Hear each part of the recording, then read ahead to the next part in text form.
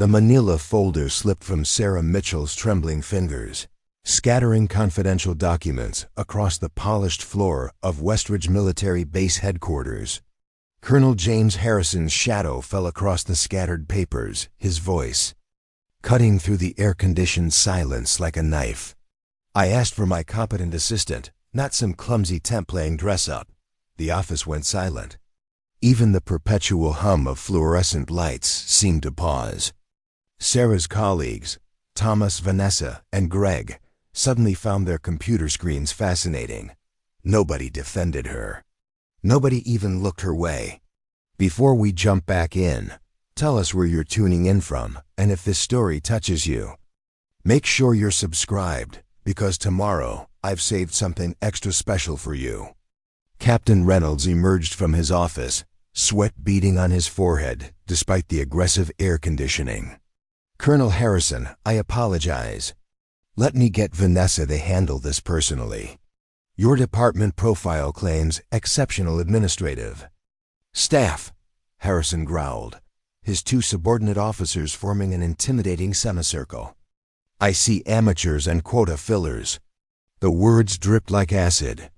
Sarah felt them burn, not because of her gender, but because they assumed she was hired to fill numbers rather than for skill. She had heard it before, countless times over. The past 3 years at Westridge, but today something felt different. What they didn't know was that Sarah carried a secret that could change everything if she dared to reveal it. "I can organize it," Sarah said quietly. The office fell silent. She had never volunteered for important work, never challenged the established hierarchy. Her voice, barely above a whisper, somehow carried more weight than Harrison's booming commands. Thomas shifted uncomfortably. Vanessa studied her keyboard like it held the secrets of the universe. Greg gripped his coffee mug tighter, his knuckles white. Lieutenant Pearson, the colonel's aide, stepped forward with theatrical disgust. "Look at this. She's using the wrong filing system. Probably Googled military protocol this morning." Major Dawson, another officer, laughed, a sharp sound that ricocheted off the sleek walls. "My daughter plays office too. Maybe they could have a playdate." Sarah's hands trembled as she gathered the fallen documents. These weren't just any hands. Her fingernails, kept perfectly manicured by necessity, bore permanent calluses from years of typing at breakneck speeds. But she had learned to hide her strength, to appear less capable than reality demanded. Survival at Westridge required invisibility. "The requisition forms are inconsistent with standard procurement guidelines," she continued, her voice steady despite the mockery. "The approval signatures for equipment transfer don't match the authorized personnel list.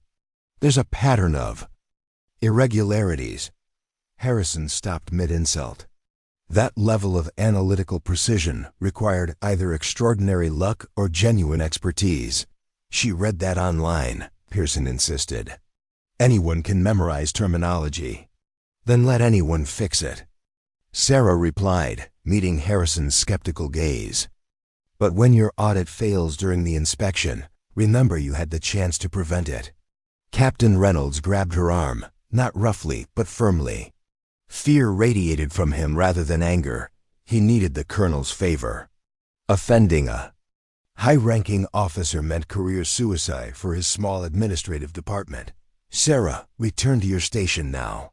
She looked at her boss, seeing the desperation in his eyes, the same desperation that had driven her to accept this job. 3 years ago, when she had nowhere else to go and nothing left to lose.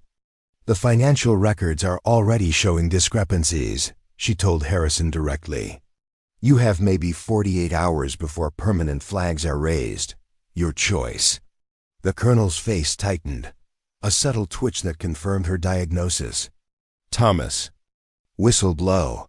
He had seen that look before, always followed by explosive tirades.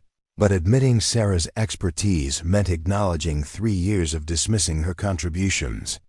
As Sarah retreated to the cramped break room, her hands shook. 3 years of silence. 3 years of accepting humiliation with grace. 3 years of pretending incompetence to avoid conflict. All of it was crashing down because she couldn't watch financial misconduct go unchallenged when she knew exactly what was happening. Her phone buzzed with a message from Chicago, a number she hadn't seen in years. She deleted it without reading, but the damage was done. Memories she had buried deep began clawing their way to the surface. Little did she know that deleted message contained news that would change everything. In her desk drawer, beneath stacks of post-it notes and a coffee mug that had seen better days, lay her personal notebook. Professional-grade notes that documented more than most people realized. She had brought it from Chicago, unable to abandon the habit of detailed documentation that felt like an extension of her soul. Taped inside the cover was a photograph, Sarah standing beside her mentor at graduation, pride radiating from every angle. Her mentor's handwriting on the back remained legible despite years of handling. "My protege, never let anyone define who you are. Integrity speaks louder than words." Preparing and narrating this story took us a lot of time, so if you are enjoying it, subscribe to our channel. It means a lot to us. Now back to the story. Outside, she heard Colonel Harrison's voice rising, Captain Reynolds fumbling with explanations he didn't understand. The tension grew worse, accusations straining against inevitable discovery. Sarah closed the drawer, photograph still in her mind. Her mentor wouldn't recognize the woman she had become, hiding talent to avoid conflict, accepting disrespect to maintain peace. But perhaps it wasn't too late. Perhaps dignity could be reclaimed, not through confrontation, but through undeniable demonstration. The colonel's voice boomed again, the death rattle of careers murdered by corruption. Sarah made her decision. 3 days later, the tension in Westridge Base's administrative office had thickened like concrete setting in summer heat. Sarah arrived early as always, but found the office buzzing with an energy that made her stomach clench. Word had spread about the Colonel Harrison incident, and not in her favor. "Morning, Sarah," Thomas called out, but his usual friendly tone carried an edge. Vanessa nodded tersely from behind her desk. Only Greg offered his customary warm smile, though even he seemed more cautious than usual. Captain Reynolds emerged from his office, clipboard in hand, his expression unreadable. "Sarah, we need to talk." Her heart sank. The private conversation she had been dreading was finally here. "Look," Reynolds began once they were alone in his cramped office, surrounded by yellowed manuals and faded military photographs. "That thing with the colonel, it's got people talking. Higher-ups are asking questions." "What kind of questions?" Sarah asked, though she already knew. "About whether we're running a professional operation or some kind of—" He paused, searching for diplomatic words. "Training program for inexperienced administrators." The words stung because they were so far from the truth. Sarah had been analyzing financial documents since she could read a spreadsheet. Had earned her accounting degree with honors. Had once led a team of 30 auditors at one of Chicago's most prestigious firms. But here at Westridge, her resume began and ended with coffee orders and file sorting. "I identified serious inconsistencies," she said quietly. "The documentation shows clear patterns of misappropriation." "That's not the point." Reynolds' voice carried a frustration that wasn't entirely directed at her. "This is a military installation, Sarah. People talk. General Andrews heard from his aide who works with the colonel that you supposedly embarrassed a senior officer. Made him look foolish. I did my job. Your job is what I say it is." The words came out harsher than Reynolds intended. He softened slightly, but the damage was done. "Look, I like you. You're reliable, punctual, and you don't cause trouble. But I've got a career to consider. The colonel's goodwill alone keeps us relevant." Sarah understood the unspoken message. Stay invisible or find another job. In Westridge, there weren't many options for a woman with her particular skills and background. "I understand," she said, though the words tasted like pennies in her mouth. Good, I'm glad we're on the same page. Reynolds stood, signaling the conversation was over. Oh, and Sarah, Colonel Harrison is returning this afternoon for some kind of follow-up inspection. I want Vanessa handling it personally. As Sarah returned to the office floor, she caught fragments of conversation that stopped abruptly when she appeared. Words like uppity and showing off floated through the air like toxic fumes. She had heard them before, in different contexts, in different cities, but they always carried the same message: know your place. Greg approached her desk as she began organizing routine correspondence. You okay, Sarah? She nodded, not trusting her voice. Greg was the only one who had ever shown genuine interest in her as a person, the only one who seemed to see past the surface assumptions that defined her in this place.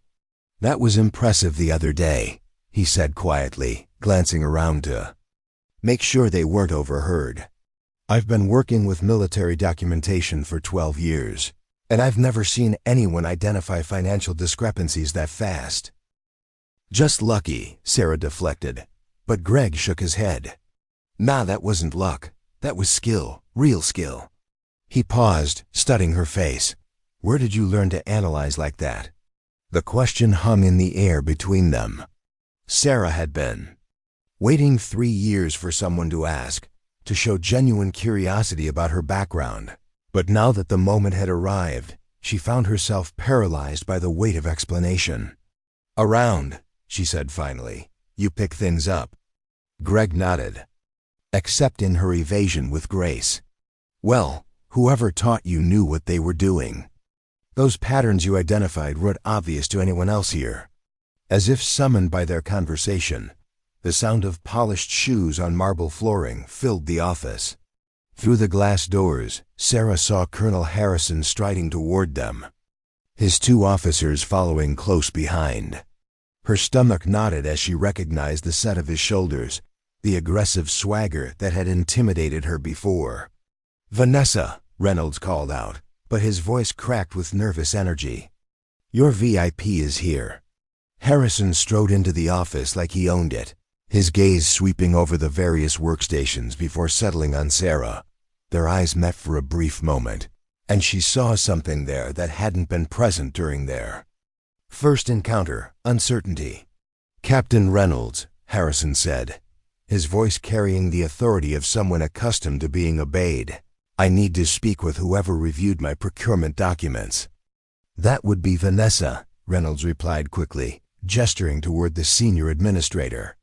She's our most experienced. No, Harrison's interruption was sharp. I need to speak with her. He pointed directly at Sarah, the woman who made the observations.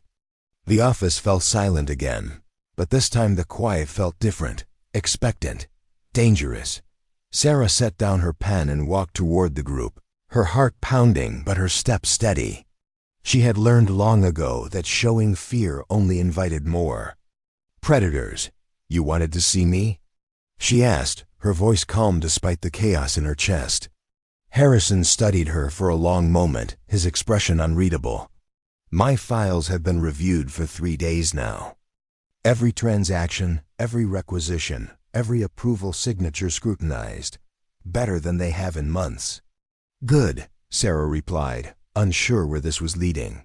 The thing is, Harrison continued, I've been thinking about what you said about the approval signatures, about the pattern inconsistencies.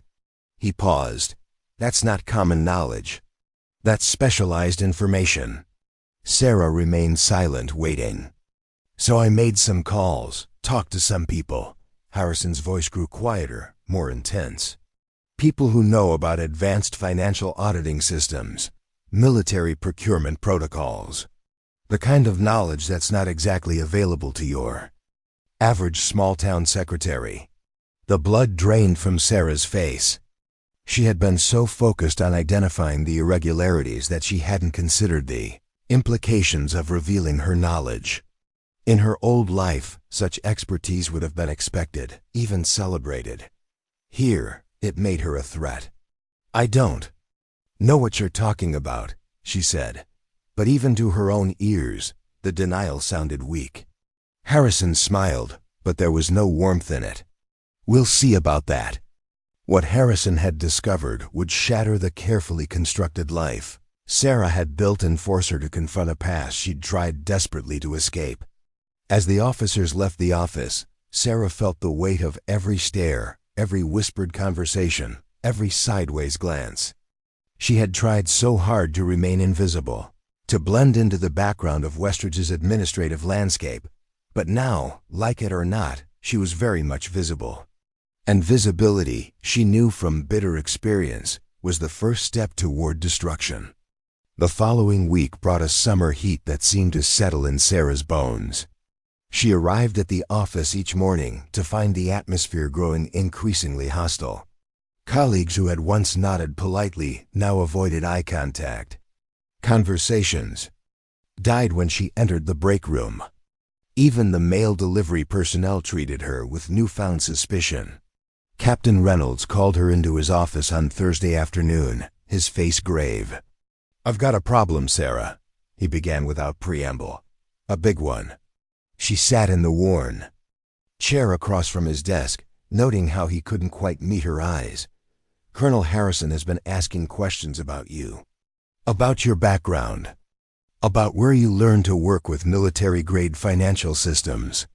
Reynolds' voice carried a tremor she'd never heard before. "He's got people looking into your history." Sarah's mouth went dry. "What kind of people?" "The kind that don't take mind your own business for an answer." Reynolds finally looked at her directly. "Sarah, I need to ask you something, and I need you to be straight with me. Is there anything in your past that could hurt this department?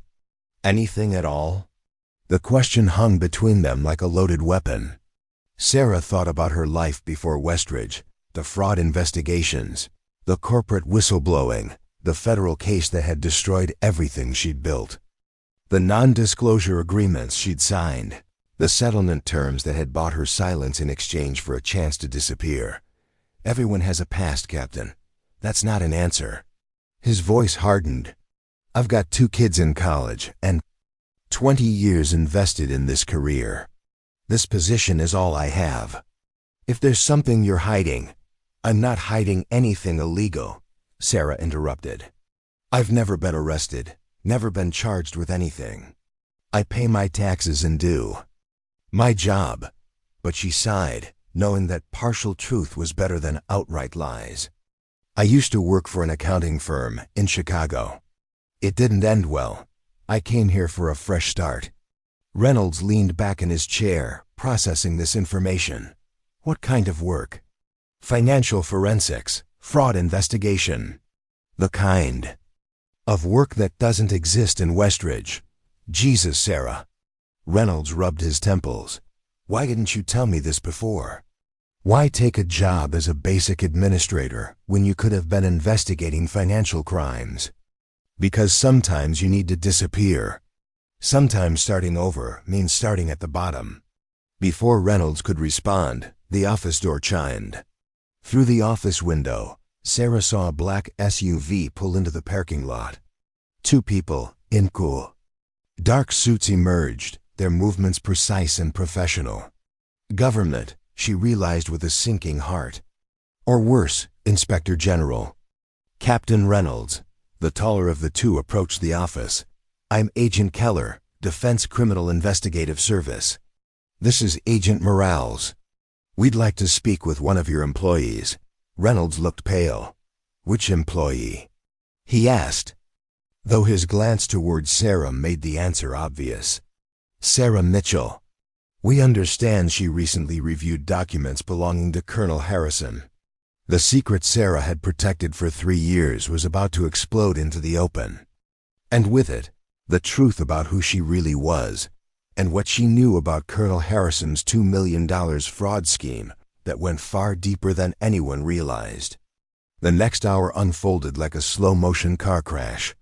The agents were polite but thorough, asking questions about her qualifications, her analytical methods, her knowledge of military financial protocols.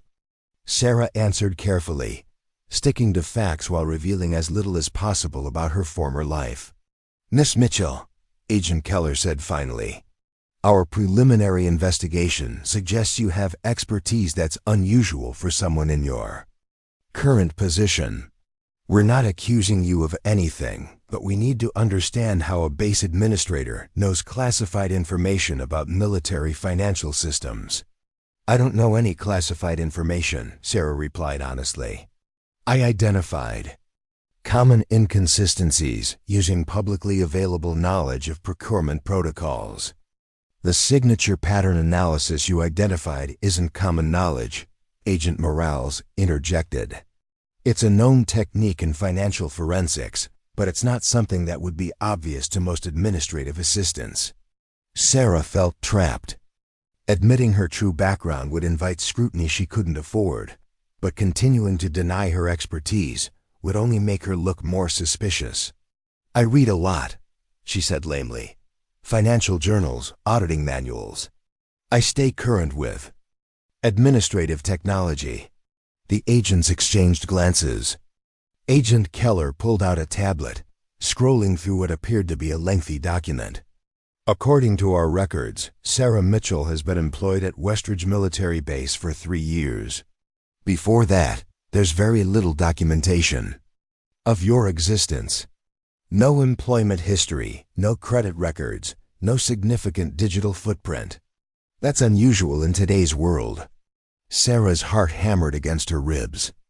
She had been so careful to build her new identity slowly, paying cash for everything, avoiding the kind of paper trail that would connect her to her former life.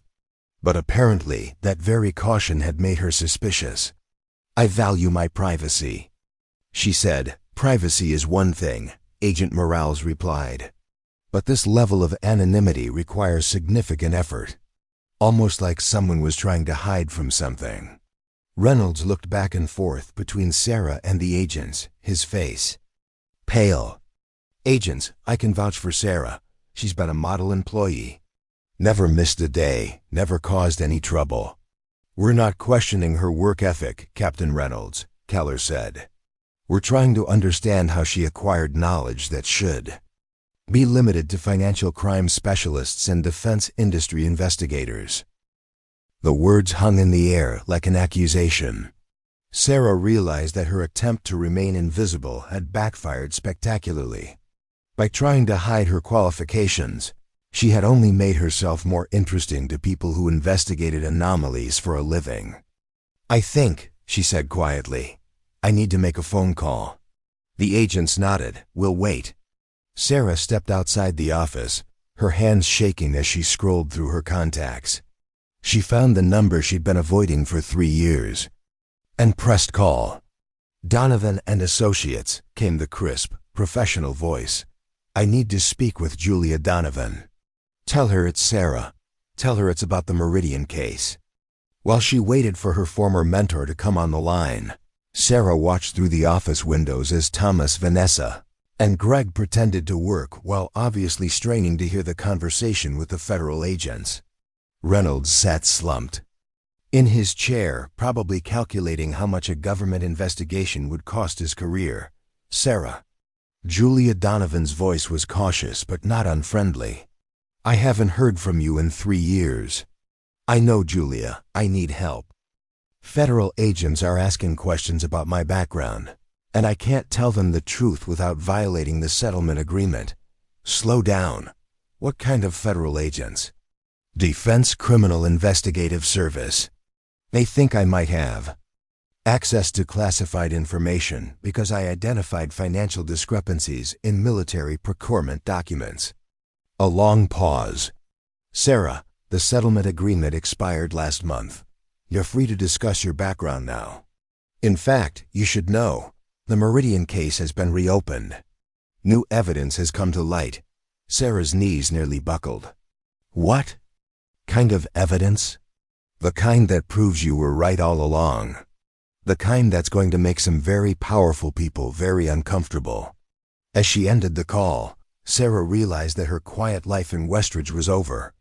The past she'd tried so hard to escape was about to collide with the present she'd built, and she wasn't sure either would survive the impact.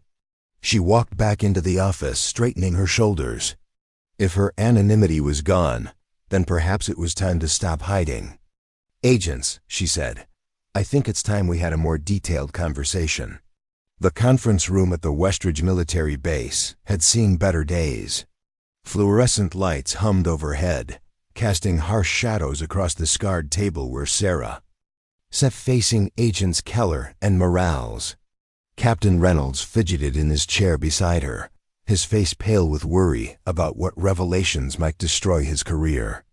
"Before we begin," Agent Keller said, setting a digital recorder on the table, "I want to be clear that you're not under arrest or suspicion of wrongdoing.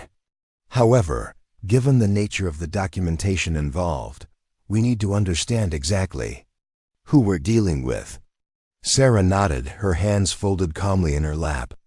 After 3 years of hiding, the prospect of telling the truth felt both terrifying and liberating. "My name is Sarah Mitchell, but that wasn't always my name. Until 3 years ago, I was Sarah Donovan, senior forensic accountant at Meridian Financial Investigations in Chicago." Reynolds' jaw dropped. Agent Morales leaned forward, suddenly more interested. "Sarah Donovan," Agent Keller repeated, consulting his tablet. "I see, that explains a great deal." "You know who she is?" Reynolds asked, his voice barely above a whisper. "Ms. Donovan uncovered 15 major corporate fraud schemes by age 30. She led the team that exposed the Hartwell investment scandal, saving thousands of retirees from losing their life savings. Her financial forensics methodology is literally taught at Quantico." Sarah felt a strange mix of pride and pain hearing her accomplishments recited like a resume. "That was a long time ago." "Not that long," Agent Morales interjected. "Your pattern recognition techniques are still being used by federal investigators. That's how you identified the inconsistencies in Colonel Harrison's documents. You created the methodology for detecting procurement fraud." Reynolds stared at Sarah as if seeing her for the first time. "You're that Sarah Donovan? The one who testified before Congress on financial crimes? I remember watching you on C-SPAN." "That was before everything fell apart," Sarah said quietly. "What happened?" Agent Keller asked, though his tone suggested he already knew. Sarah took a deep breath and began the story she'd never told anyone in Westridge. She spoke about Marcus Elliott, her former colleague who had falsified evidence and framed her when she discovered his corruption. About the lawsuit that had dragged on for 18 months while her reputation was systematically destroyed. About her mentor's betrayal and the settlement agreement that had effectively banned her from the financial investigation industry. "The legal fees consumed everything," she continued. "I lost my condo, my savings, my career. The settlement included a non-disclosure agreement that prevented me from discussing the case or claiming credit for my work. I was also banned from working for any major financial institution for 3 years. That ban expired last month," Agent Morales observed. "Yes, but by then, I'd built a different life. I thought I could stay hidden." Reynolds found his voice. "Hidden? You've been working for me for 3 years, and you never thought to mention that you're one of the most brilliant financial investigators in the country? Would you have hired me if I'd told you? A disgraced former executive with a history of corporate lawsuits? Or would you have assumed I was trouble?" Reynolds fell silent, knowing she was right. Agent Keller closed his tablet. "Miss Donovan, we need to discuss your current situation. The Meridian case has been reopened based on new evidence that corroborates your original claims. The FBI's white-collar crime division has been building a case against Marcus Elliott for corporate espionage and perjury." Sarah's heart skipped. "What kind of evidence?" "Digital forensics recovered from Elliott's private servers. Email communications, altered spreadsheets, metadata that proves your analyses were correct and his were fabricated. The evidence is comprehensive. More importantly," Agent Morales added, "we believe Colonel Harrison's financial irregularities may be connected to a larger scheme that involves Elliott's new employer, Centaur Defense Contractors." The words hung in the air like a lifeline thrown to a drowning person. Sarah felt tears threatening, but she blinked them back. "There's something else," Agent Keller continued. "Colonel Harrison's inquiry wasn't just about security concerns. He panicked when you identified discrepancies in his procurement documents. He's been making calls to associates at Centaur, warning them that someone with your expertise is working at Westridge. Harrison is worried about me?" Sarah asked. Surprised. "He's terrified of you," Keller said bluntly. "Anyone who can identify sophisticated financial fraud patterns with basic administrative access is exactly the kind of person who could unravel their entire operation." Reynolds shook his head in amazement. 3 years. You've been here 3 years, and I had you ordering office supplies while you could have been investigating major financial crimes. "I wasn't ready for that life again," Sarah admitted. "I needed time to heal, to figure out who I was without the financial world defining me." "And now?" Agent Morales asked. Sarah looked around the stark conference room, thinking about the office where she'd spent 3 years rebuilding not just her career, but herself. She thought about Greg, the only person who had consistently treated her with respect. About the satisfaction of doing simple, honest work without the pressure of high-stakes investigations or corporate intrigue. "Now I know exactly who I am," she said firmly. "I'm an investigator who's learned the value of humility. I'm someone who can work with details and see the bigger picture. I'm a woman who won't be defined by other people's expectations or limitations." She paused, meeting each person's gaze. "I'm ready to reclaim my life." But Sarah's journey back from exile would prove more challenging than anyone imagined and would require her to make choices that could change everything once again. Agent Morales smiled. "Then let's talk about your future. The defense criminal investigative service has several cases that could use your expertise, and with your experience in both corporate and military settings, you'd be invaluable." "What about Meridian Financial?" Reynolds asked. "Won't they want her back?" "Meridian's board has extended multiple offers," Agent Keller replied. "Full reinstatement, back pay, control of her own investigation division. They're desperate to rehabilitate their image after the Elliott scandal." Sarah considered this. "And Marcus Elliott? He'll be indicted within the week. Federal charges of evidence tampering, perjury, and conspiracy. He's looking at significant prison time." For 3 years, Sarah had dreamed of this moment. Vindication, justice, recognition of the truth. But now that it had arrived, she felt strangely detached from the desire for revenge. "I want to think about it," she said finally. "All of it, the DCIS, Meridian, everything. I've been making decisions based on fear for too long. I want to make this choice from a position of strength." "Of course," Agent Keller said, standing. "Take your time." "But Ms. Donovan, Sarah, don't take too long. The country needs investigators like you." As the agents gathered their materials, Reynolds turned to Sarah with a mixture of awe and regret. "I owe you an apology," he said. "I should have recognized your talent." "No," Sarah interrupted. "You gave me work when I needed it. You gave me a place to heal. That's not something to apologize for. What happens now? To the office, I mean." Sarah smiled, the first genuine smile she'd worn in days. "Now you hire better administrators. You promote Greg to senior analyst. He's got excellent instincts. And you remember that talent comes in all forms, not just the ones you expect." As they left the conference room, Sarah felt the weight of 3 years of secrecy lifting from her shoulders. The truth was finally out, and she was still standing. More than that, she was ready to soar. The drive back to the office was quiet, but not uncomfortable. Reynolds seemed lost in thought, probably reconsidering every assumption he'd made about his employees. Sarah watched the familiar landscape of Westridge roll past, knowing that everything had changed in the span of a few hours. Her phone buzzed with a text from an unknown number. "Ms. Donovan, This is Agent Cooper, FBI Financial Crimes. Heard the news. Outstanding work on the Harrison documents. Hope you'll consider joining our task force. The country needs investigators who can think creatively, ASAP. Sarah smiled, tucking the phone away. For the first time in 3 years, her future felt wide open with possibilities. The question now wasn't whether she was qualified for the opportunities being offered. It was which one would let her make the biggest difference. The news spread through Westridge like wildfire.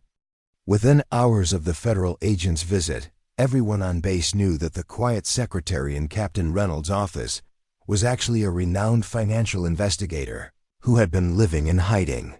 The story had everything a military installation. Loved, mystery, government intrigue, and the dramatic revelation that the woman they'd all underestimated was actually a genius.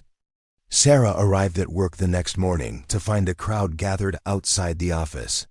Local news vans occupied the parking lot, their satellite dishes reaching toward the sky like mechanical flowers.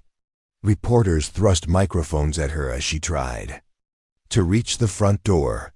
"Miss Donovan, what's it like being vindicated after 3 years? Will you be returning to Chicago? How does it feel to know your former colleague is facing federal charges?"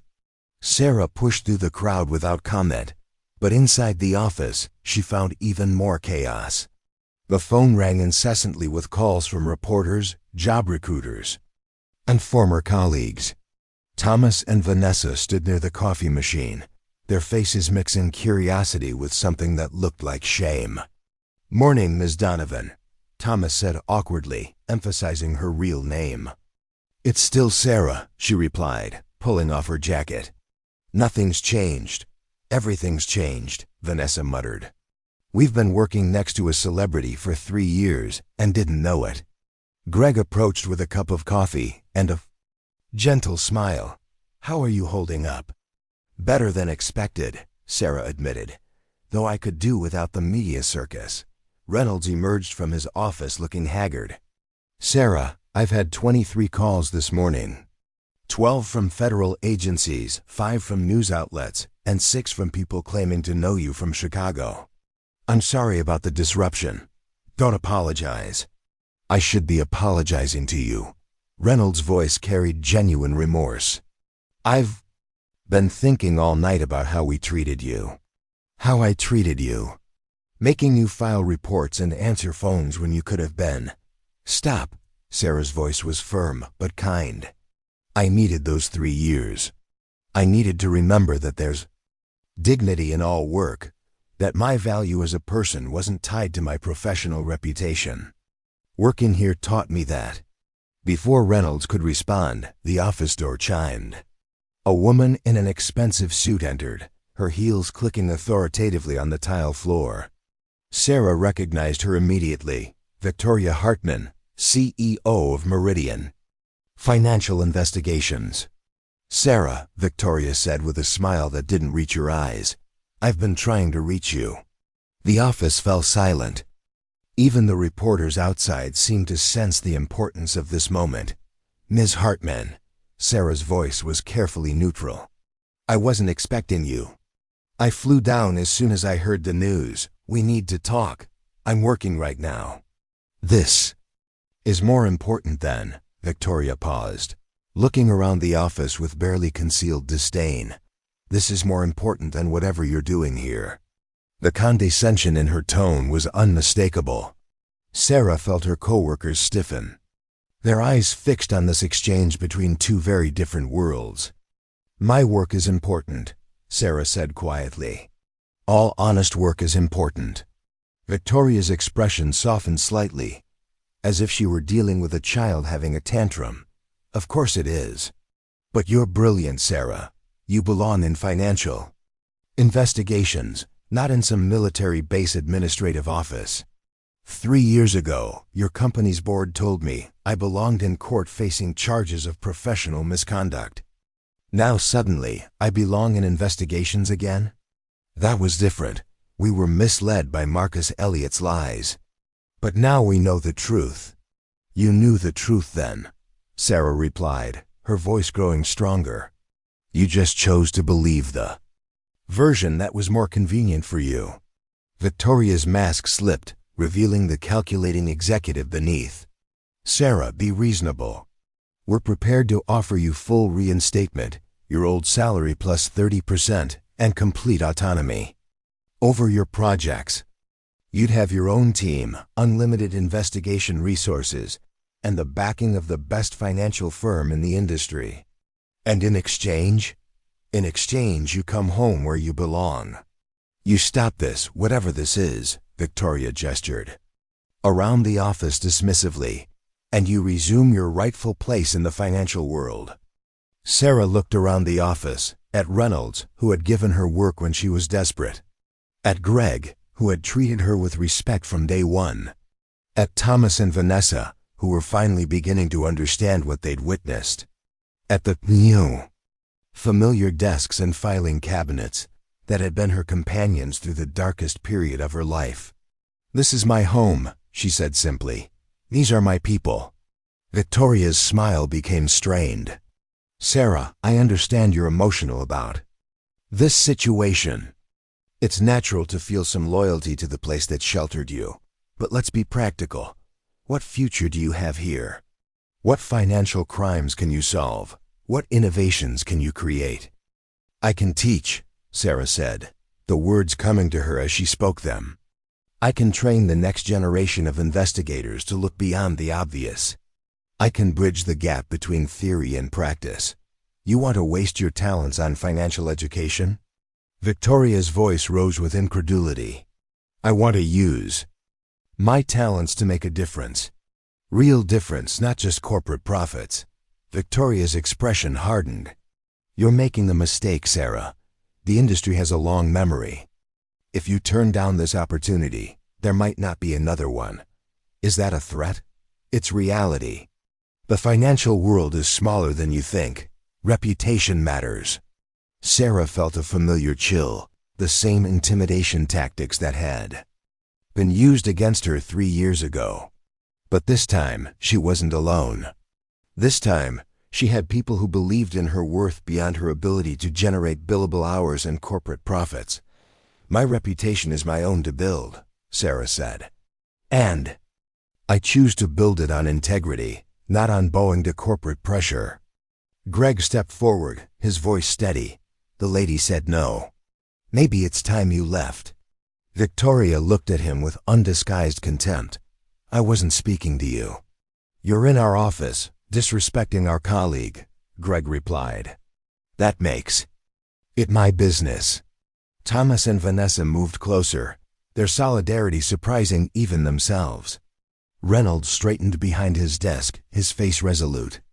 I think, Reynolds said quietly, you should leave, Ms. Hartman. Sarah's made her position clear. Victoria's face flushed with anger and embarrassment. She wasn't accustomed to being dismissed by people she considered beneath her station. This is a mistake, Sarah, a career-ending mistake. Then it's my mistake to make, Sarah replied calmly. As Victoria turned to leave, she paused at the door. The federal positions won't last forever either. They want results, not sentiment. When you're ready to be realistic about your future, you know where to find me. The door slammed behind her, leaving the office in stunned silence. Through the windows, they watched Victoria stride past the reporters without comment, her posture rigid with fury. Well, Thomas said finally, that was something. You okay? Greg asked Sarah, concern evident in his voice. Sarah looked around. At the faces surrounding her, not colleagues, she realized, but friends. People who had stood up for her when it mattered, who had chosen loyalty over opportunity. I'm perfect, she said. And for the first time in years, she meant it completely. The phone rang again, jarring everyone back to reality. Reynolds answered. With a weary sigh, Westridge Administrative Office. Yes, she's here. No, she's not giving interviews because she's working. That's why. As Reynolds fended off another reporter's call, Sarah's phone buzzed with a text from Agent Keller. DCIS meeting scheduled for Monday, if you're interested. No pressure, But the offer stands, your choice entirely. Sarah stared at the message, weighing her options. The DCIS represented everything she'd once dreamed of: prestigious work, unlimited resources, the chance to shape the future of financial crime investigation. It was the career she'd lost, offered back to her on a silver platter. But as she looked around the office, she realized that her dreams had evolved. 3 years ago, success meant recognition, awards, and cutting-edge investigations. Now success meant something different entirely. "Greg," she said suddenly, "how would you feel about going back to school?" He looked puzzled. "What kind of school?" "Financial forensics. Part-time while you work. I could help you with the coursework." Greg's eyes widened. "You think I could do that?" "I think you have natural instincts that can't be taught. The rest is just methodology and practice. We can handle that." "What about Thomas and Vanessa?" Greg asked. "They've got experience too." Sarah looked at the 2 staff members who were listening with growing interest. "Anyone who wants to learn. We could start a training program right here, combine hands-on experience with investigative theory." Reynolds hung up the phone, his expression thoughtful. "You're talking about turning this office into some kind of training center." "I'm talking about creating something new. A place where theoretical knowledge meets practical application. Where people learn to think like investigators while working like administrators." "And you'd give up the DCIS for this?" Reynolds asked, incredulous. Sarah considered the question carefully. "The DCIS has thousands of brilliant investigators. They'll solve their cases with or without me. But here I could make a difference that lasts generations." Her phone rang, another unfamiliar number. She answered reluctantly. "Ms. Donovan?" "This is Director Patricia Hayes, Joint Financial Crimes Task Force. I wanted to discuss the position we've offered."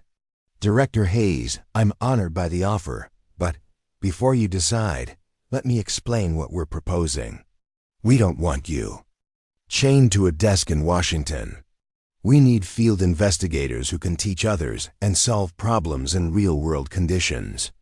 The position would involve training military personnel, developing new fraud detection protocols, and bridging the gap between complex financial crimes and practical investigation techniques." Sarah felt her heart skip. This wasn't the corporate executive position she'd expected. This was something entirely different. "You'd be based wherever you think you can do the most good," Director Hayes continued. "If you want to work out of an office in Westridge while developing training programs for military personnel, that works for us. We need innovation, not bureaucracy." The offer hung in the air like a bridge between her old life and her new one. Sarah looked around the office again, seeing possibilities she hadn't considered before. "Could I bring a team?" she asked. "Local administrators who understand both the practical and theoretical sides? If they can pass security clearance, absolutely. We believe diverse teams produce better solutions." Sarah met Greg's eyes, seeing excitement and hope there. She looked at Thomas and Vanessa, who were following the conversation with growing interest. Finally, she looked at Reynolds, who was beginning to smile as he understood what she was considering. "Director Hayes," Sarah said slowly, "I think we might be able to work something out." 2 weeks later, the Westridge Administrative Office had transformed into something unprecedented in the base's history. Joint Financial Crimes Task Force analysts had arrived to assess the facility's potential as a training center, while reporters continued to document Sarah's unconventional choice to remain in the military community rather than return to the prestigious world of corporate finance. The most dramatic change was Greg's enrollment in an accelerated financial forensics program. Sarah had spent countless hours helping him navigate complex fraud detection methodologies, watching his natural investigative intuition flourish when supported by theoretical knowledge. His progress astonished even the university professors, who reviewed his work. "I never thought I was smart enough for this," Greg confided during one of their late-night study sessions. "Intelligence isn't about what you thought you couldn't do," Sarah replied. "It's about what you discover you can do when someone believes in you." Thomas and Vanessa had also signed up for the program, though their progress was slower. Thomas struggled with analytical frameworks but excelled at pattern recognition. Vanessa had an intuitive grasp of financial systems that impressed Sarah's federal contacts. Both approached their studies with the determination of people who had been given a second chance at dreams they'd never dared to pursue. The transformation wasn't limited to education.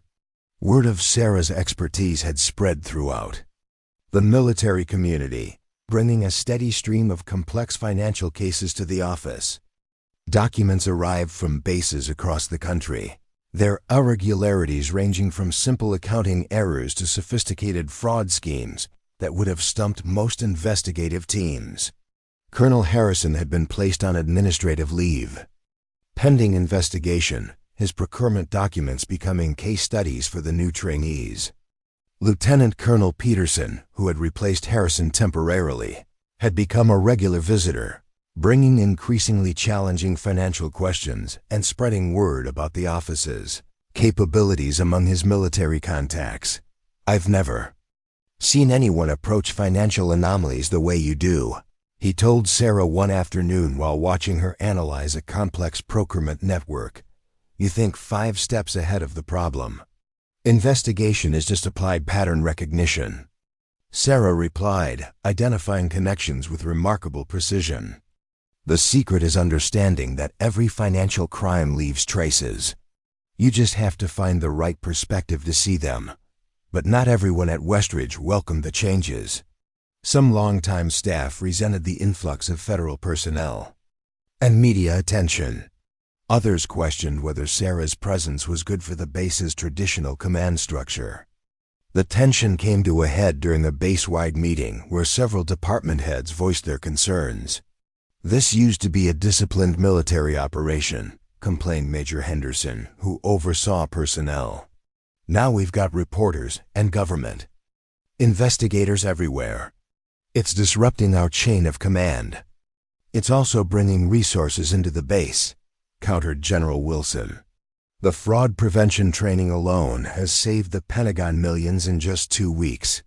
"Money isn't everything," Henderson shot back.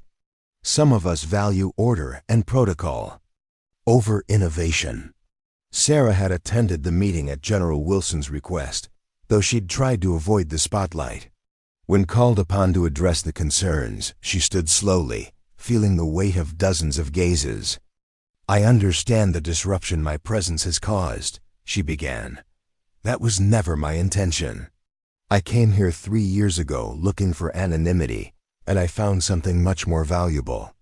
I found a community that accepted me without knowing my credentials." She paused, gathering her thoughts.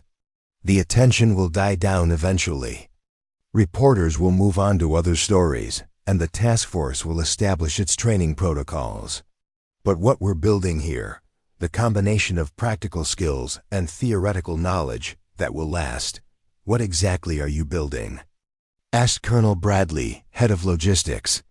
"Opportunity," Sarah replied. "Greg Sanders will graduate next year with a financial forensics certification while maintaining his job and supporting his family. Thomas Williams is discovering talents he never knew he had. Vanessa Patterson is learning that intelligence comes in many forms." She looked around the room, making eye contact with skeptics and supporters alike. 3 years ago, I thought, my career was over. This community gave me a chance to rebuild my life. Now I want to give others the same opportunity, the chance to discover what they're capable of when someone believes in them." An elderly sergeant in the back row raised his hand. "What happens when the task force gets tired of this experiment? What happens to all these fancy programs when you move on to bigger things?" The question struck at Sarah's deepest fears. She had built her new life around stability and community, but her growing responsibilities threatened to pull her back into the world of high-pressure investigations and competing priorities. That's why we're building something sustainable, she said. The training program will continue with or without me. The investigation protocols we're developing will become standard procedure. And the people we're educating will carry this knowledge forward long after I'm gone. After the meeting, Sarah stood alone on the small platform, looking out over the crowd of military personnel, administrators, and federal agents. The scene reminded her of countless corporate briefings she had attended in her former life, but the energy was completely different. Those events had been about competition and individual achievement. This gathering was about collaboration and community transformation. People weren't networking for personal advantage. They were sharing genuine excitement about possibilities for meaningful change. Ms. Donovan, she turned to find Captain Reynolds approaching with a package wrapped in blue paper. His administrative office had evolved into the base's investigative training center, but he had retained his title as Director of Operations, a role that perfectly suited his blend of leadership skills and practical knowledge. The base commander wanted me to give you this, Reynolds said, his voice thick with emotion. Sarah unwrapped the package to reveal a crystal plaque bearing the base insignia and an inscription. To Sarah Donovan, who taught us that the greatest strength is empowering others. The ceremony is nice, Sarah said, accepting the honor with genuine gratitude. But the real reward is watching people discover what they're capable of. Speaking of which, Reynolds replied, I have some news. The Joint Financial Crimes Task Force has approved funding for 3 additional training centers. They want to use our model on bases across the country. Sarah felt the familiar mixture of pride and apprehension that accompanied every expansion opportunity. Growth was necessary for impact, but it also risked diluting the personal connections that made the program special. Who would run them? She asked. Graduates from our program. Greg has agreed to establish the first one in Fort Carson. Thomas is interested in the Pacific Northwest location. Vanessa wants to stay here and develop online training modules that can support all the centers. The beauty of the plan struck Sarah immediately. Rather than expanding through bureaucratic mandate, the program would grow organically through people who understood its mission from personal experience. As the gathering continued, Sarah found herself walking through the original administrative office where everything had begun. The space now served as a classroom of sorts, preserving the desks and filing cabinets that had witnessed her transformation from exile to educator. Her mentor's photograph sat on her old desk, the words as relevant now as they had been during her darkest moments. Never let anyone define who you are. Integrity speaks louder than words. She traced the frame gently, thinking about how those words had guided her through betrayal, humiliation, and ultimately redemption. But the redemption hadn't come through vindication or revenge. It had come through discovering that her greatest talent wasn't uncovering financial crimes, but uncovering human potential. Sarah, she turned to find Greg standing in the doorway, his training certificate still crisp in its frame. Thank you, he said simply, for seeing something in me that I couldn't see in myself. You did the work, Sarah replied. I just provided the opportunity. No, Greg said, shaking his head. You provided something more important than opportunity. You provided belief. You made me understand that my value wasn't determined by other people's expectations. As Greg left to rejoin his celebration, Sarah remained in the quiet office, surrounded by the memories that had reshaped her understanding of success, purpose, and fulfillment. 3 years ago, she had arrived at Westridge broken by betrayal and convinced that her career was over. Tonight, she stood in the same spot as the founder of an educational movement that was transforming lives across the military. The irony wasn't lost on her. In trying to disappear, she had discovered her true calling. In accepting what seemed like failure, she had found a success more meaningful than any corporate achievement. Her phone buzzed with a message from an unknown number. Ms. Donovan, I'm a single father in Arlington whose daughter wants to be an investigator but doesn't know where to start. I heard about your program on the news. Is there hope for someone like her? Sarah smiled as she typed. Her response, there's always hope. Talent exists everywhere. Sometimes it just needs the right environment to flourish. Let's talk about making her dreams possible. As she turned off the lights and locked the office, Sarah reflected on the question that had haunted her since the day Colonel Harrison first challenged her competence. If you found yourself dismissed and underestimated, would you speak up immediately or let your actions do the talking? She had learned that the answer wasn't either or. Sometimes dignity required silence while you built strength. Sometimes justice demanded speaking truth to power. But always, the most powerful response was creating opportunities for others to discover their own voices. The next phase of Sarah's journey would test her resolve in ways she never imagined, as Colonel Harrison's fraud investigation revealed connections to a nationwide network of defense contract corruption that reached the highest levels of military procurement. The early morning briefing room buzzed with tension. Agents from 5 different federal agencies surrounded the conference table, their faces grim with determination. At the head of the table, Director Hayes stood before a complex digital map showing financial connections between military bases and defense contractors across the country. What we're looking at, Hayes explained, is potentially the largest procurement fraud scheme in Pentagon history. Conservative estimates put the total misappropriation at $175 million, but the real number could be twice that. Sarah studied the data from her position near the middle of the table. Over the past month, she had transitioned from reluctant participant to central investigator in what the media had dubbed Operation Clean Slate. The investigation that had begun with Colonel Harrison's suspicious requisition forms had expanded exponentially, revealing a sophisticated network of kickbacks, phantom contracts, and shell companies.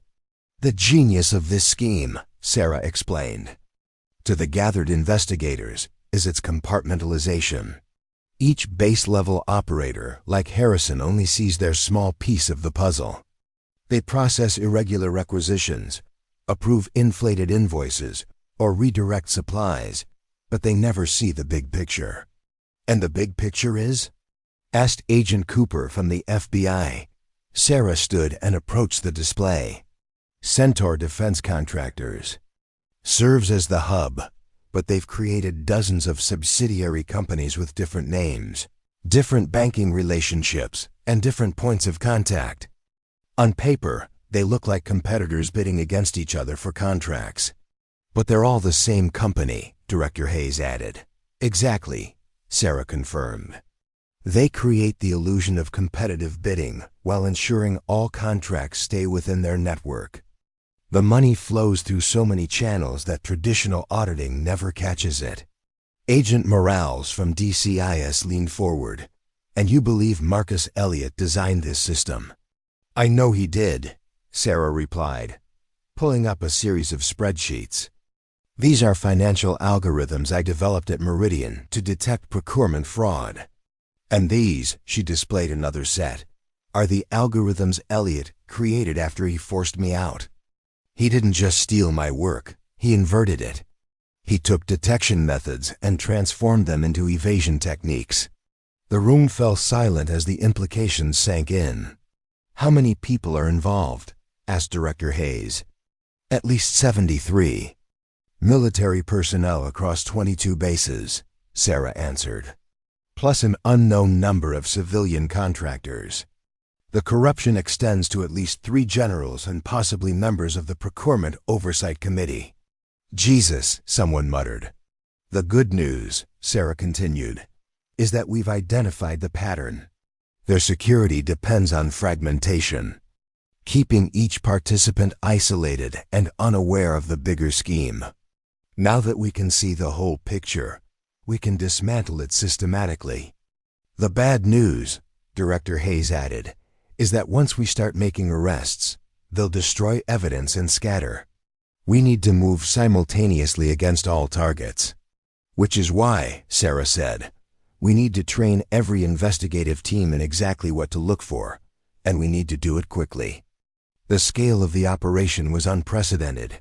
Coordinated raids on nearly 24 military installations, simultaneous seizure of records from 17 corporate offices, and the freezing of over 100 bank accounts. The logistics were staggering, but the alternative, allowing the corruption to continue, was unthinkable. Ms. Donovan, Director Hayes said as the briefing concluded, "We need you to prepare the training materials for all field teams. They need to understand exactly what documents to prioritize and what connections to look for." Sarah nodded, accepting the responsibility. "I'll have it ready by tomorrow morning." As the room cleared, Agent Keller approached her desk. That was impressive. Most people would be intimidated speaking to a room full of agency directors. 3 years ago, I might have been, Sarah admitted. But I've learned that expertise isn't about titles or authority. It's about seeing patterns others miss and having the courage to point them out. "Well, you've certainly got both," Keller replied. "But there's something else you should know. We've received credible intelligence that Elliot and his associates are aware of the investigation. They don't know the full extent, but they know you're involved." Sarah felt a familiar chill. What kind of intelligence? "Intercepted communications. They mentioned you specifically, said you were becoming a problem that needs handling. We're increasing security around the base and your residence." The threat wasn't entirely unexpected. People who stole millions wouldn't hesitate to protect their operation, but the reality of being targeted still shook her. "Should I be worried?" "Cautious," Keller advised. "These people have resources and connections. Just be aware of your surroundings and any unusual contacts." Sarah nodded, but as Keller left, a deeper worry settled in her chest. The threat wasn't just to her personally, but to everything she'd built at Westridge. If Elliot and his associates were desperate enough, they might try to discredit not just her, but the entire training program. That evening, as she worked late preparing the investigative guidance, a knock on her office door startled her. Greg stood in the doorway, his face unusually serious. "You need to see this," he said, placing his tablet on her desk. The screen showed a breaking news story. Questions raised about military fraud. Investigation. Sources claim personal vendetta driving federal probe. Sarah read quickly, her stomach tightening. The article quoted unnamed Pentagon officials, claiming the investigation was based on flawed analysis and driven by Sarah's desire for revenge against former colleagues. It suggested that military careers were being destroyed over legitimate accounting differences rather than actual fraud. "It's already on all the major networks," Greg said quietly. "They're calling it a witch hunt." Sarah leaned back, processing this new attack. It was clever, not denying the investigation, but undermining its credibility by questioning her motives. The public might not understand complex financial schemes, but they could understand personal grudges. They're trying to get ahead of the story, she said finally. They know they can't stop the investigation, so they're working to control the narrative. Make it look like overreach or personal vengeance. "What do we do?" Greg asked. Sarah considered the options. A public defense might only amplify the accusations. Ignoring the story might allow it to grow unchecked. Either way, the damage was spreading with every passing minute. "We stick to the evidence," she decided.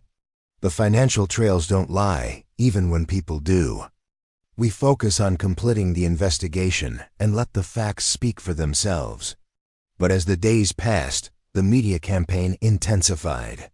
News stories emerged questioning Sarah's qualifications, her history at Meridian, and her relationships with current investigators. Carefully crafted leaks suggested that the training program was funneling sensitive military information to unauthorized personnel. Congressional representatives began calling for oversight hearings. The pressure mounted until finally, General Wilson summoned Sarah to his office. As she entered, she could see the strain on his face. "Ms. Donovan," he began formally.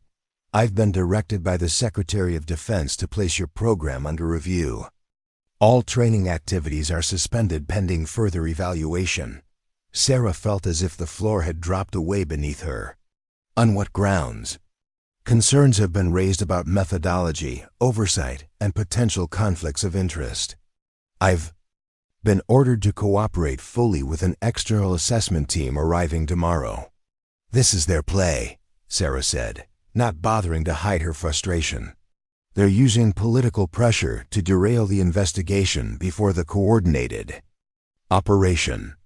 "I'm aware of the possibility," General Wilson replied carefully. "But orders are orders. The review team will have full access to all training materials, personnel records, and program documentation." "Who's leading the review?" "Colonel James Peterson from the Inspector General's office." Sarah's mind raced.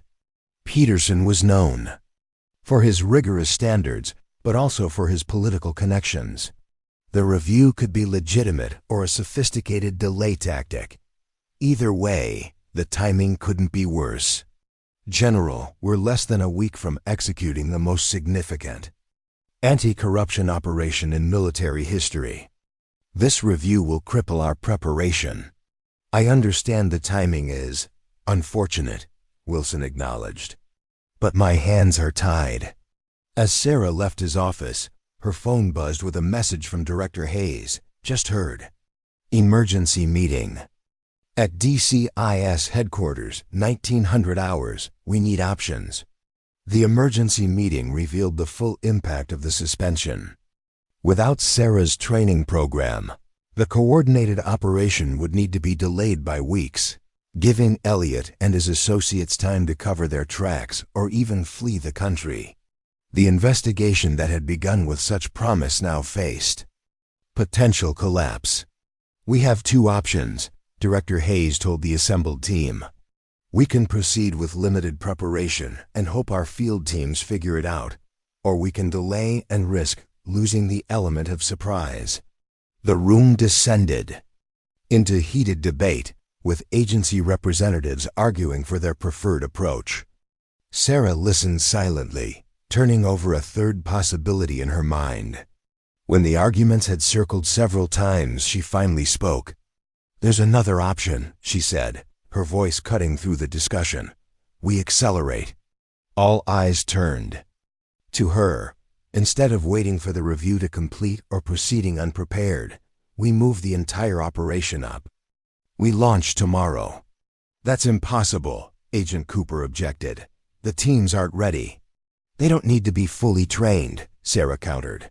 "They just need to know exactly what to look for. One document, one signature pattern, one bank account number that connects everything." She stood and approached the digital display, pulling up financial records from the investigation.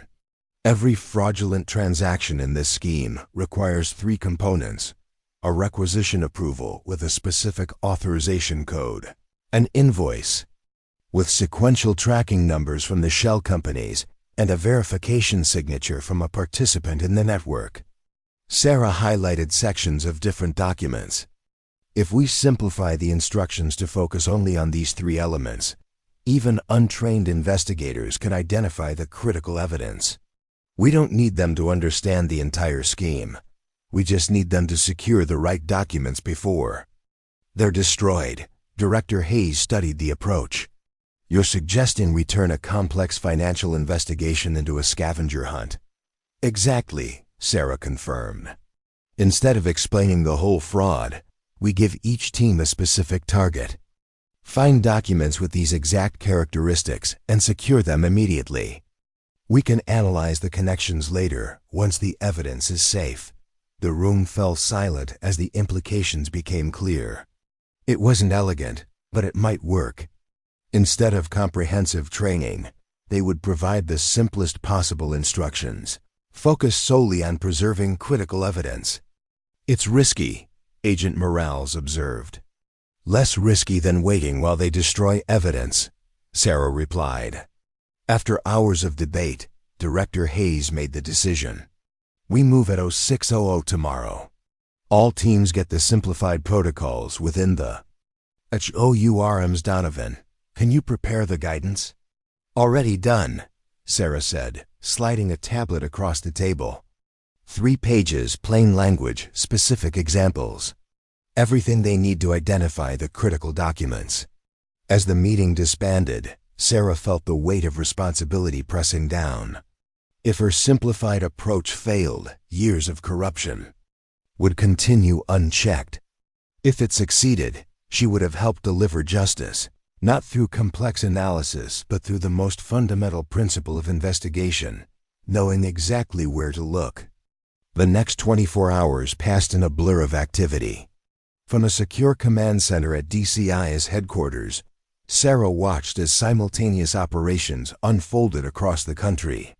Field teams armed with her simplified guidance raided offices secured documents and detained suspects. The updates flowed in continuously. Evidence recovered, servers seized, accounts frozen. By midday, the scale of their success became clear. Despite minimal training, the teams had secured over 90% of the targeted evidence. The simplified approach had worked precisely because of its focus.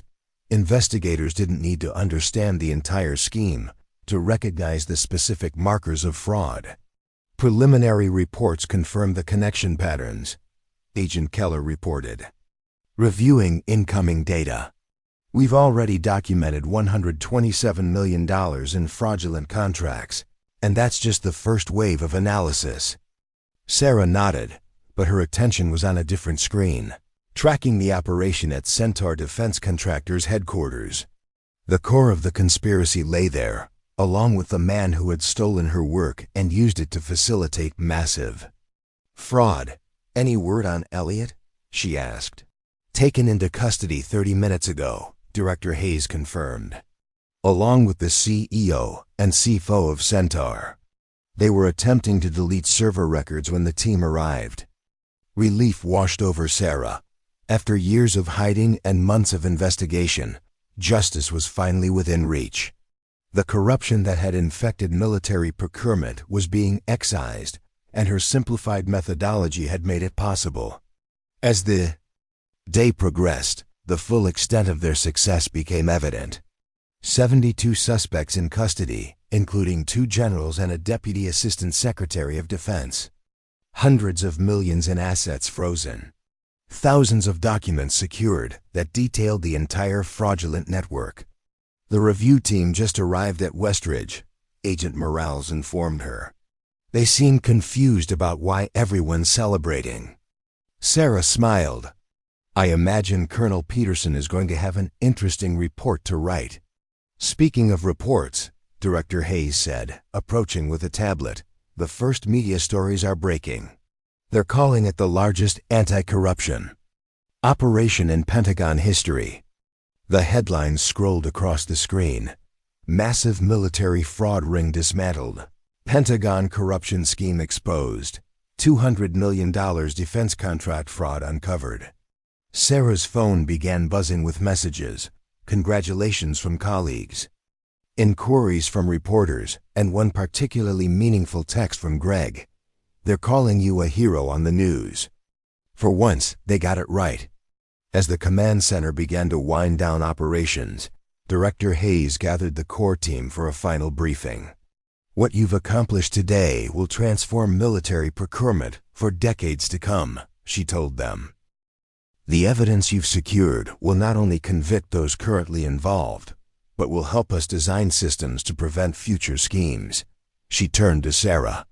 Ms. Donovan, your simplified methodology made this possible. When conventional approaches seemed blocked, you found a way forward that anyone could understand and implement. That's the mark of true leadership. Sarah accepted the praise with a mixture of pride and humility. The credit belongs to everyone who executed the plan. They took a leap of faith with minimal preparation and delivered extraordinary results. As the briefing concluded and team members dispersed, Director Hayes pulled Sarah aside. The Secretary of Defense has requested a personal meeting tomorrow. I believe he wants to discuss a more permanent role for you and your training program. What kind of role? Creating a new division dedicated to procurement integrity and fraud prevention.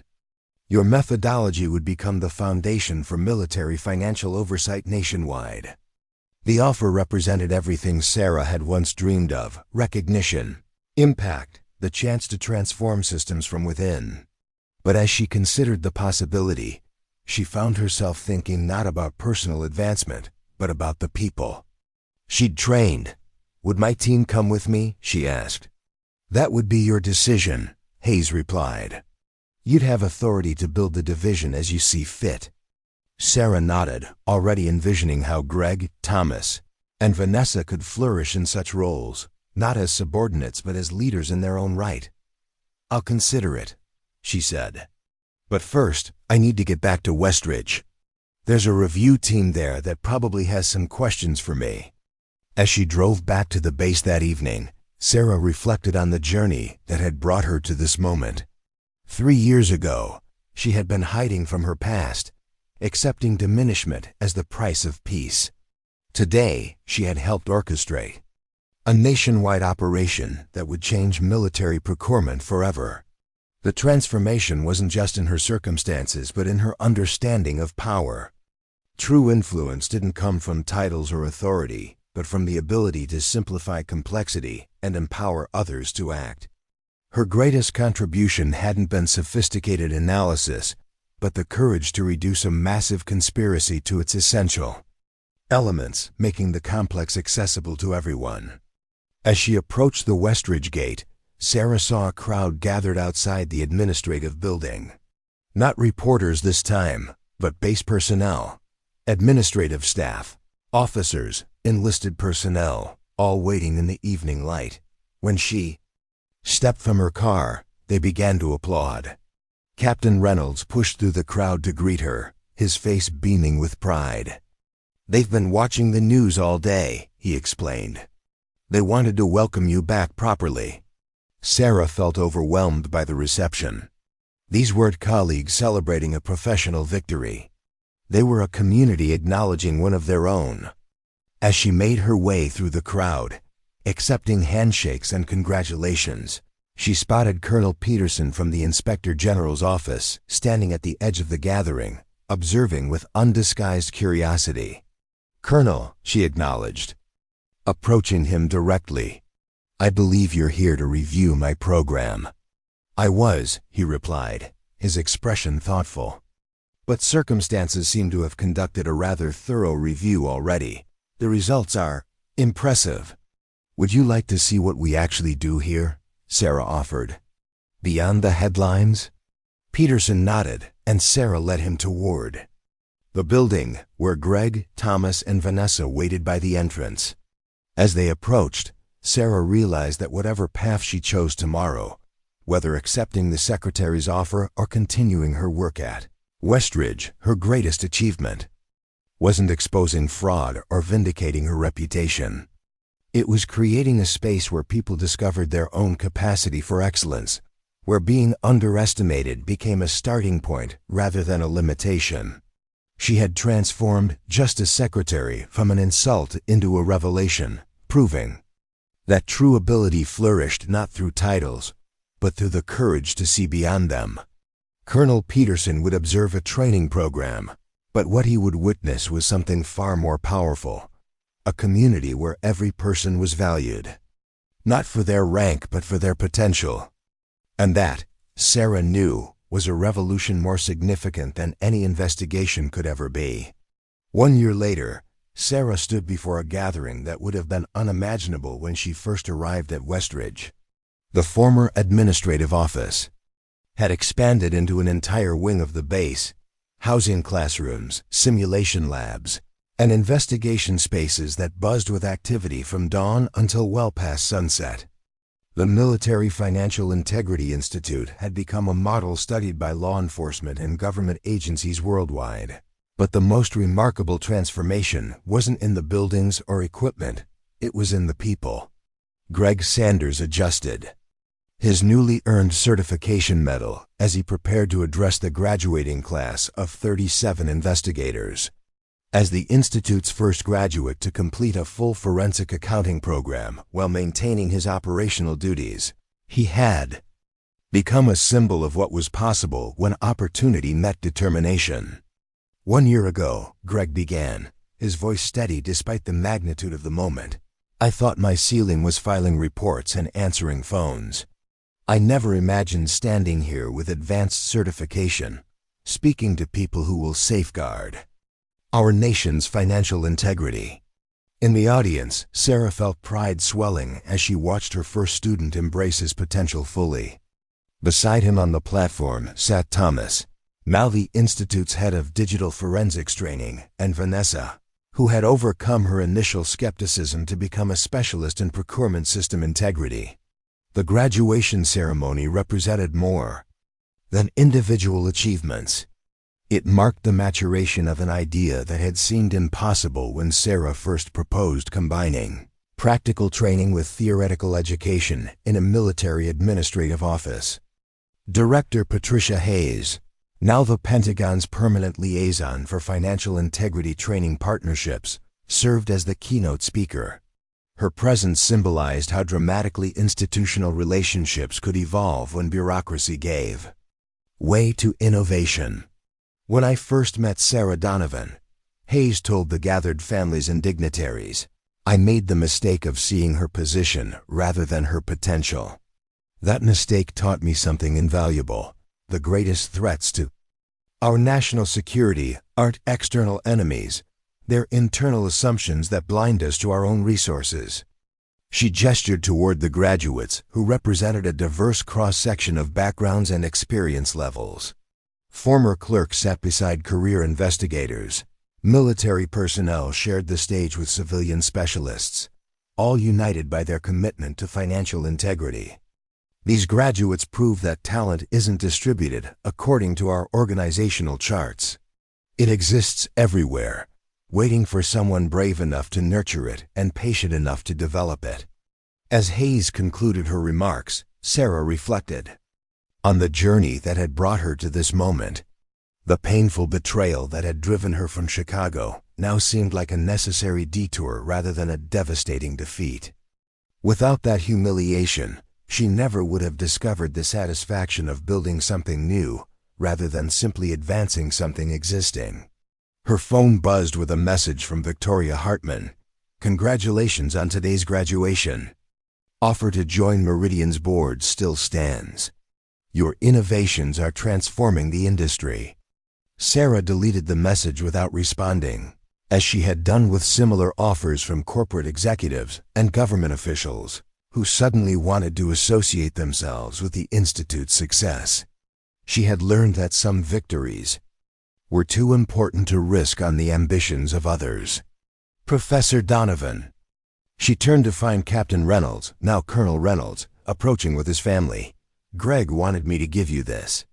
Reynolds handed her a framed photograph showing the Institute's first day of operation. Sarah barely recognized herself. In the image, tentative, defensive, still carrying the wounds of her corporate exile. Beside her stood Greg, Thomas, and Vanessa, their faces mixing hope with skepticism as they embarked on an uncertain experiment. He says this is where everything changed, Reynolds continued, not just for him, but for all of us. As the ceremony concluded and families gathered for celebration, Sarah found herself standing alone on the small platform, looking out over the crowd of graduates, families, and supporters. The scene reminded her of countless corporate events she had attended in her former life, but the energy was completely different. Those events had been about competition and individual achievement. This celebration was about collaboration and community transformation. People weren't networking for personal advantage. They were sharing genuine joy in each other's success. Ms. Donovan. She turned to find General Wilson approaching with a package wrapped in ceremonial cloth. The base commander had evolved from skeptic to champion as the Institute demonstrated its value not just in solving crimes but in preventing them. "The Joint Chiefs wanted me to present this to you personally," Wilson said, his voice thick with emotion. Sarah unwrapped the package to reveal a glass plaque, bearing the seals of all military branches and an inscription, "To Sarah Donovan, whose courage transformed individual integrity into institutional strength." "The ceremony is nice," Sarah said, accepting the honor with genuine gratitude. "But the real reward is watching people discover what they're capable of." "Speaking of which," Wilson replied, "I have some news. The Department of Defense has approved funding for 7 additional institutes. They want to use your model in military installations across the globe." Sarah felt the familiar mixture of pride and apprehension that accompanied every expansion opportunity. Growth was necessary for impact, but it also risked diluting the personal connections that made the institute special. "Who would lead them?" she asked. "Graduates from your program." "Greg has agreed to establish the first international one in Germany. Thomas is considering the Pacific deployment. Vanessa wants to stay here and develop advanced training modules that can support all the institutes." The beauty of the plan struck Sarah immediately. Rather than expanding through bureaucratic mandate, the institute would grow organically, through people who understood its mission from personal experience. As the celebration continued into the evening, Sarah found herself walking through the original administrative office where everything had begun. The space now served as a museum of sorts, preserving the desks and filing cabinets that had witnessed her transformation from exile to educator. Her mentor's photograph sat on what had been her old desk, the words as relevant now as they had been during her darkest moments. "Never let anyone define who you are. Integrity speaks louder than words." She traced the frame gently, thinking about how those words had guided her through betrayal, humiliation, and ultimately redemption. But the redemption hadn't come through vindication or revenge. It had come through discovering that her greatest talent wasn't uncovering financial crimes, but uncovering human potential. "Sarah." She turned to find Marcus Elliott standing in the doorway. Her blood froze. Elliott had been released from prison 3 months earlier after serving part of his sentence for fraud. The man who had stolen her work, destroyed her reputation, and nearly derailed her second career now stood before her, looking older and somehow diminished in civilian clothes. "What are you doing here?" Sarah asked, her voice steady despite the shock. "I asked for permission to attend the graduation," Elliott replied. "I wanted to see what you built." Sarah studied him carefully, looking for signs of the arrogance and calculation that had defined their previous relationship. Instead, she saw something unexpected: uncertainty, perhaps even regret. "Why would you care what I built?" she asked. Elliott gestured to the graduation program he held. 37 new investigators, 7 new institutes opening globally, training protocols being adopted by 16 different agencies. He paused. "You've accomplished more from a secretary's desk in 1 year than I did from an executive suite in 10. The observation wasn't delivered with bitterness but with something approaching wonder. "I didn't come to apologize," Elliott continued. "What I did can't be undone with words. But I did come to acknowledge something. You were always the better investigator. I knew it, and it terrified me." Sarah felt an unexpected wave of emotion, not satisfaction or vindication, but a profound release. For years, Elliott had occupied space in her mind as the embodiment of injustice.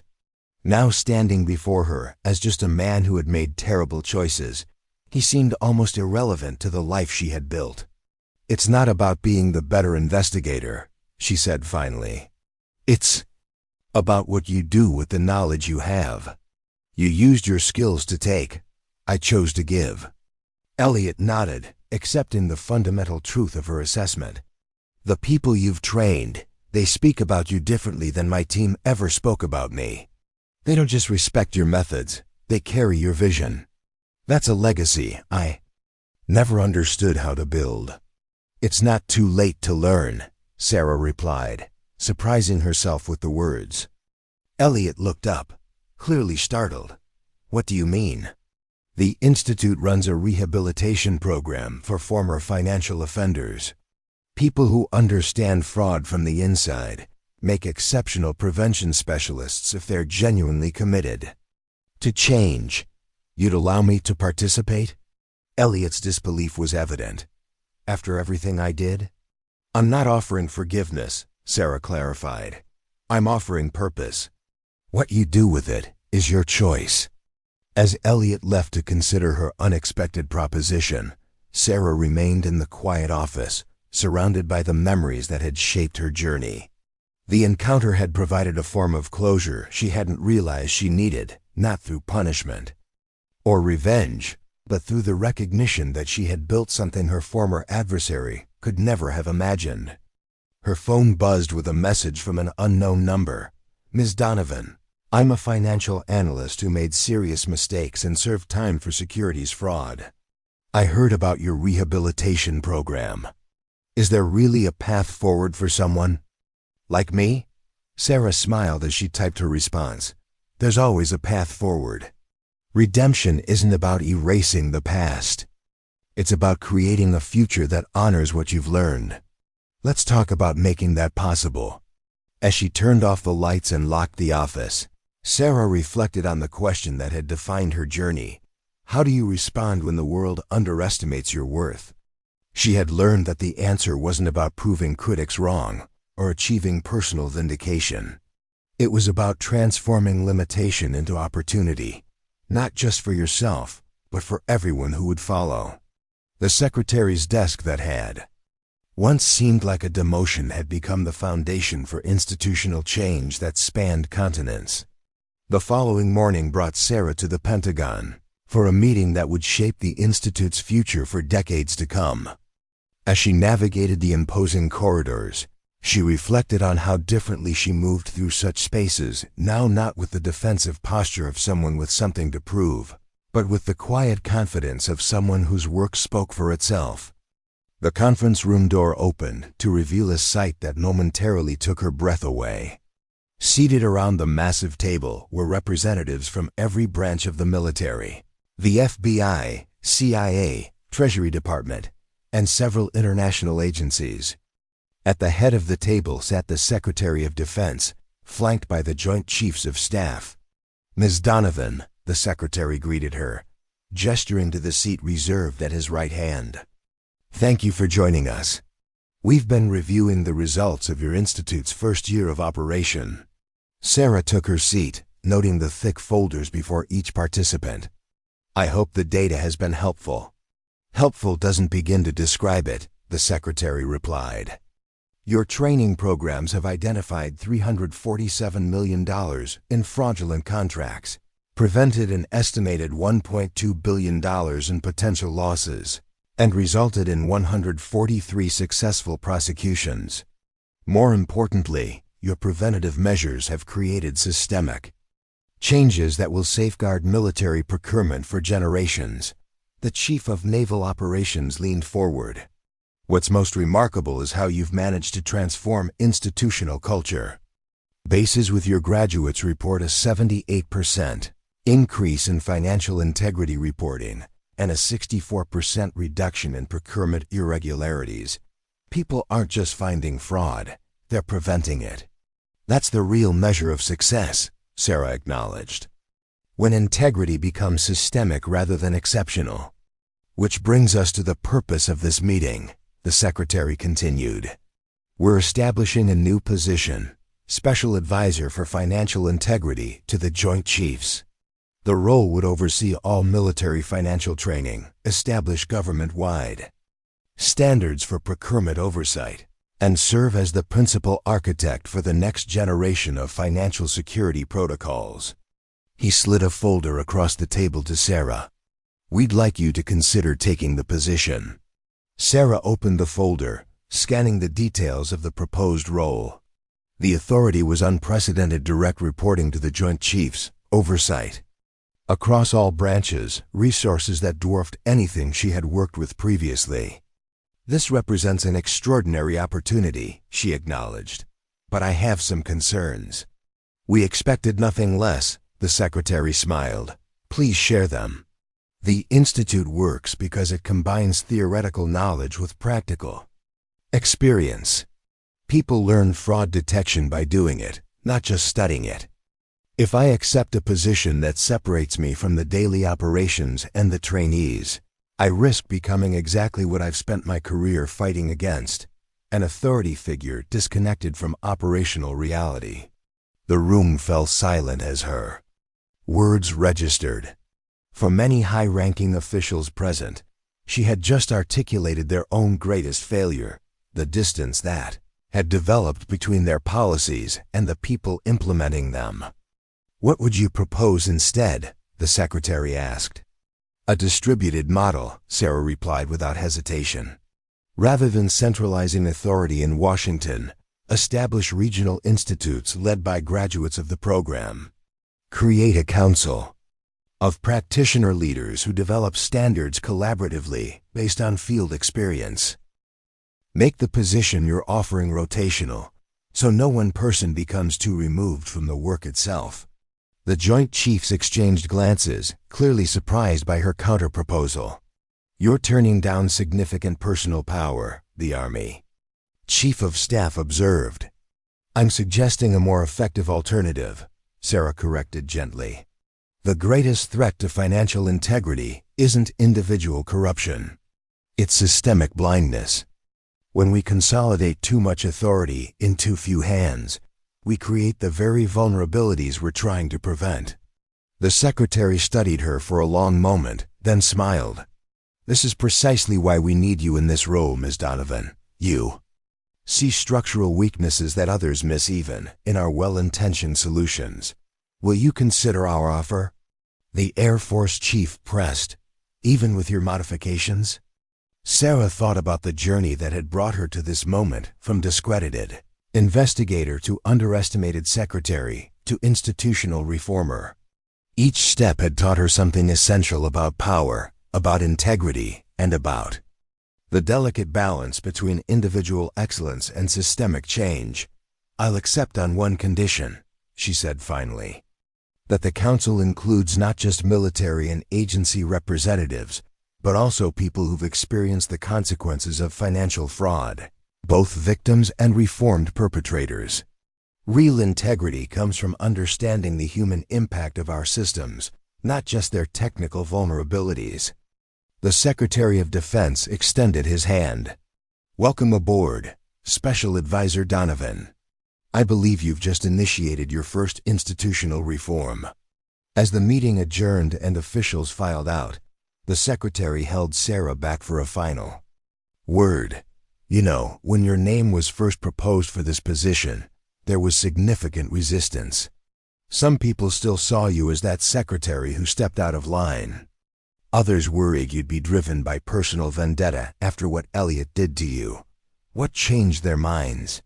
Sarah asked. Results, partly, the secretary acknowledged. But more than that, perspectives. Every graduate of your program who joined their staff showed them something they hadn't seen before. Financial oversight driven by purpose rather than procedure. You didn't just train better investigators. You created a new way of thinking about institutional integrity. Sarah nodded, recognizing the truth in his assessment. That's because we never focused on catching wrongdoers. We focused on empowering right doers, people who wanted to protect something larger than themselves. As she left the Pentagon that afternoon, Sarah's phone buzzed with a message from Greg. Just heard the news. They couldn't have chosen better. What's next for the Institute? She smiled as she typed her response. Everything we've been building toward. A world where integrity isn't just an individual virtue, but an institutional practice. Where systems work because people believe in their purpose, not just their procedures. The drive back to Westridge took her past monuments and memorials that celebrated military victories and honored fallen heroes. Sarah reflected on how differently she viewed such tributes now, not as testaments to individual greatness, but as reminders of collective purpose. The institute she had built from a secretary's desk wasn't just her legacy. It belonged to everyone who had believed in the possibility of change when no one else did. As she approached the base, she saw a group of new trainees gathered outside the main building, eagerly awaiting the start of their program. They came from diverse backgrounds: military personnel, civilian analysts, international partners, even a few former offenders seeking redemption through service. What united them wasn't their past achievements, but their shared commitment to Kuntu, a future where financial integrity was the foundation of public trust. Sarah parked her car and walked toward them, remembering her own journey from that first confrontation with Colonel Harrison to this moment of institutional transformation. The secretary who had been dismissed, underestimated, and marginalized had become the architect of a movement that spanned continents and crossed institutional boundaries. But her greatest pride wasn't in the title she now held or the recognition she had received. It was in the simple fact that she had remained true to the lesson she had learned in her darkest moment. True power comes not from position, but from purpose. Not from authority, but from authenticity. Not from what you take, but from what you give. As she greeted the new trainees, introducing herself simply as Sarah, she saw in their eyes the same mixture of uncertainty and hope that she had once felt. They didn't yet know what they were capable of becoming, but she did. And that knowledge, the ability to see potential where others saw only limitations, was the most valuable skill she had ever developed. "Welcome to the Institute," she told them. "You're about to discover something important. Your greatest contribution won't come from your title or your rank. It will come from your willingness to see what others miss and to speak truth, even when no one expects you to have a voice." A young woman in the back raised her hand tentatively. "But what if no one listens? What if they just see our position and not our potential?" Sarah smiled, recognizing her younger self in the question. "Then you do what I did. You start with one person who believes in you. You build evidence that can't be denied. You create systems that amplify truth rather than authority. And most importantly, you remember that just a secretary isn't a limitation. It's a perspective that sees things from the ground up, where the most important details often live." As the group moved inside to begin their training, Sarah remained for a moment in the bright sunlight, reflecting on the circular nature of her journey. She had begun as an underestimated secretary with specialized knowledge that no one valued. Now she would help shape the financial integrity of the entire military as a special advisor with institutional influence. But the essence of her contribution remained the same: seeing patterns others missed and having the courage to point them out. Her phone buzzed with a final message of the day from Julia Donovan, her former mentor. "Heard about your appointment. You've accomplished what I always hoped you would, but in a way I never imagined. You didn't just survive betrayal. You transformed it into a gift for others. That's true resilience." Sarah tucked the phone away, appreciating the recognition, but knowing that her story was just one among many.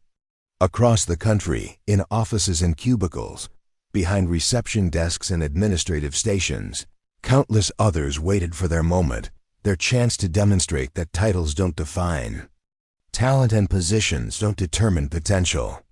Some would find their voice immediately, challenging limitations with confidence and clarity. Others would build their influence gradually, gathering evidence and allies until the truth became undeniable. But all of them carried the same fundamental power: the ability to see what others missed and the courage to speak when silence seemed safer. As Sarah joined her trainees inside, she carried with her the most important lesson of her journey. They might call you just a secretary, but that perspective seen from the bottom rather than the top, from the margins rather than the center, might be exactly what the world needs most. Sometimes the person least expected to speak holds the truth most necessary to hear. The $2 million fraud that Colonel Harrison had attempted had led to the discovery of a billion-dollar corruption network. But more importantly, it had revealed something far more valuable: a blueprint for institutional integrity, built not on position or power, but on perspective and purpose. In the end, Sarah's legacy wasn't measured in cases solved or criminals convicted. It was measured in lives transformed, beginning with her own. The secretary who had once been invisible had become the architect of a system that ensured no talent would be overlooked and no voice would be silenced simply because of where it originated in the organizational chart. That, she realized as she addressed her new trainees, was the most powerful fraud prevention system of all, a world where everyone's perspective was valued, where integrity flowed from purpose rather than procedure, and where just a secretary wasn't a dismissal, but a recognition of the unique vantage point from which some of the most important truths could be seen. Your journey begins today, she told them, but its impact will continue long after all of us are gone. Because integrity isn't just what we do. It's what we leave behind: systems that value truth over title, purpose over position, and the courage to speak even when no one expects your voice to matter. In that moment, as 30 new trainees began their transformation from observers to architects of change, Sarah Donovan, once dismissed as just a secretary, completed her own remarkable journey from exile to inspiration, proving that true leadership isn't conferred by title, but earned through the courage to see what others miss and the generosity to help them see it too. This story reminds us that sometimes our greatest contributions come not from the positions we hold, but from the perspectives we bring. Sarah's journey from underestimated secretary to institutional reformer shows that true impact isn't about personal vindication. It's about creating systems where everyone's voice matters and everyone's talents are recognized. In a world that often judges by title rather than talent, by position rather than perspective, the most revolutionary act might be simply this: seeing potential where others see limitations and creating spaces where truth can emerge from unexpected sources. Because sometimes, the person they dismiss as just a secretary might be exactly the one with the knowledge, courage, and integrity to transform an entire system for the better. Up next, you've got 2 more standout stories right on your screen. If this one hit the mark, you won't want to pass these up. Just click and check them out. And don't forget to subscribe and turn on the notification bell so you don't miss any upload from us.